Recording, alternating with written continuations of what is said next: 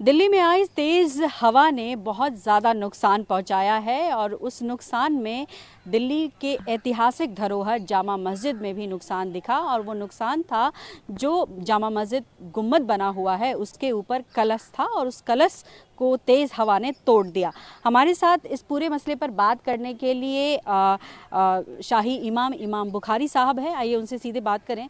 जिस तरीके से ये आंधी आए और उसमें ये जिस तरीके से गुम्बद का कलश टूटा, क्या कहेंगे इमाम साहब, क्योंकि आप लोग पहले भी इस पर कई बार बात रख चुके हैं कि हालात जामा मस्जिद के ठीक नहीं हैं, बहुत सारे यहाँ पे जो दीवारें हैं वो टूट रही हैं।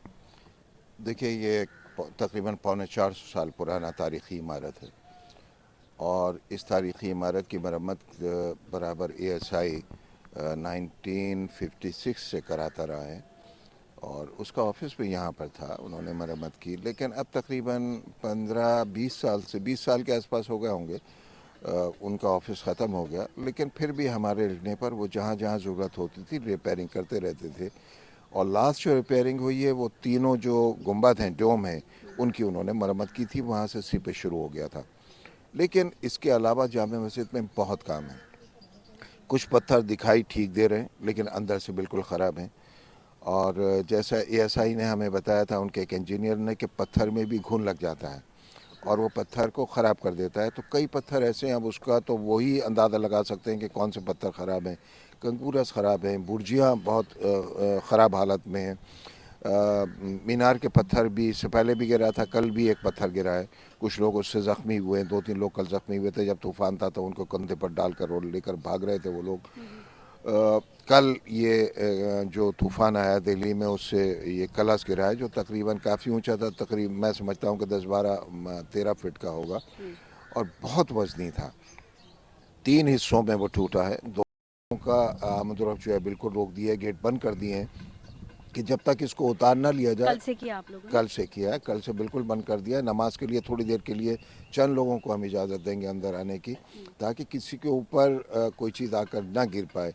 अगर वो कलश गिरा तो जो नुकसान होगा वो नुकसान तो भी तारीख़ी इमारत का है, मेरी ज़ात का नहीं है, तारीख़ी इमारत का है। जान और माल का चलिए अगर कुछ हो गया वो अलग चीज़ है, लेकिन अगर किसी की जान जाती है तो उस नुकसान की तलाफ़ी तो हम नहीं कर पाएंगे।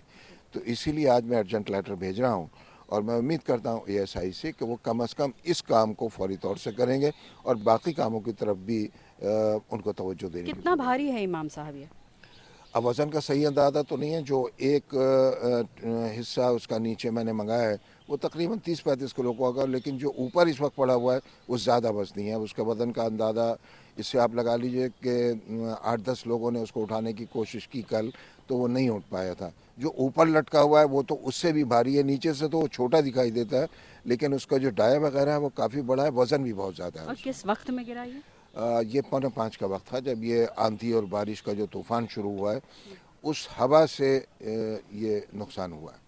अंतिम सवाल करूंगी, चूँकि हिस्टोरिकल प्लेस है, ये एक धरोहर है, इतिहास का धरोहर और पूंजी है, ऐसे में ज़ाहिर तौर पर आप लेटर लिखने जा रहे हैं और लेकिन बीते सालों में जिस तरीके से इसकी मरम्मत नहीं हुई है, ऐसे में आप क्या कहना चाहेंगे कि इतना ज़रूरी है इसका मरम्मत होना? बहुत ज़्यादा ज़रूरी है। एक तारीख़ी इमारत जिसको हिंदुस्तान ही नहीं दुनिया भर के लोग आते हैं देखने के लिए।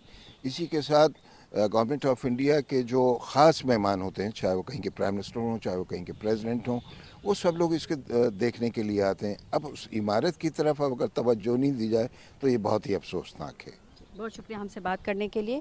तो जिस तरीके से जामा मस्जिद में कलश टूटा, उसके बाद से यहाँ पर अभी फ़िलहाल रोक लगा दी गई है, क्योंकि किसी भी वक्त जो एक गुंबद पे एक और कलश है वो गिर सकता है और इसी के बाबत में शाही इमाम ने उसके बाद से यहाँ पर अभी फ़िलहाल रोक लगा दी गई है, क्योंकि किसी भी वक्त जो एक गुंबद पे एक और कलश है वो गिर सकता है और इसी के बाबत में शाही इमाम ने जो है LG को भी लेटर लिखने की बात कही है और साथ ही साथ DG ASI को भी लेटर लिखेंगे ताकि इसकी जल्द से जल्द मरम्मत हो सके। पल्लवी झा, न्यूज़ 24। नमस्कार, मैं हूं मानक गुप्ता।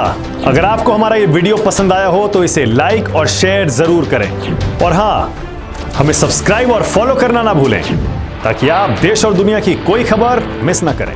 तो जुड़े रहिए हमारे साथ और देखते रहिए News 24।